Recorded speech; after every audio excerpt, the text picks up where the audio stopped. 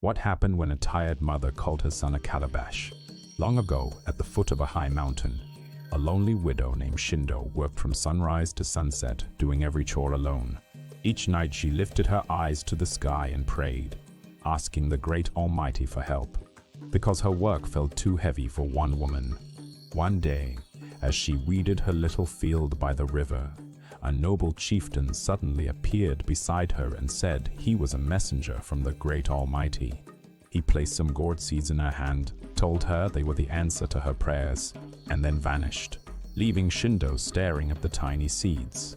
She planted and watered them carefully, and in only a week the vines spread across the ground, heavy with large ripe gourds ready to be picked.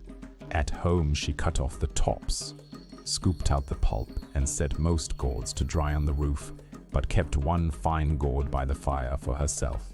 When Shindo left for her field the next morning, the gourds in the quiet hut began to change, sprouting heads, then arms, then legs, until they became laughing children.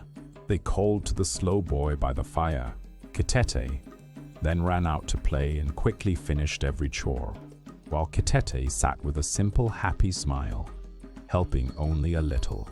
After the work they climbed to the roof, turned back into gourds, and later the village women told Shindo they had seen children doing her chores, but she did not believe them. The next morning, Shindo hid by the door and watched in amazement as the gourds became children again and heard them sing, calling, "Kitete, come help us, we'll work for our mother." When they almost ran into her, everyone froze. But then the children calmly did their chores, and Shindo begged them to stay as her own children and never turn back into gourds.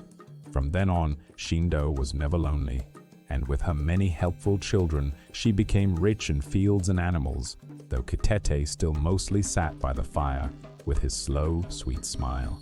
One hot day, she carried a pot of vegetables from the bright yard into the dark hut, tripped over Kitete by the fire, and the clay pot crashed, spilling food and water everywhere. Angry and tired, Shindo shouted that he was not a real child, only a calabash, and at once she screamed, because Kitete vanished, and in his place lay a single gourd by the fire. Shindo burst into tears, called him her darling son, and begged the other children to help. They climbed over one another to the roof and sang once more for their favorite brother, Kitete. For a long moment, nothing moved. Then slowly the gourd sprouted a head, then arms, then legs, until Kitete stood before his mother again, alive and smiling. After that day, Shindo spoke gently and chose her words with care, and her many children gave her comfort and happiness for all the rest of her days.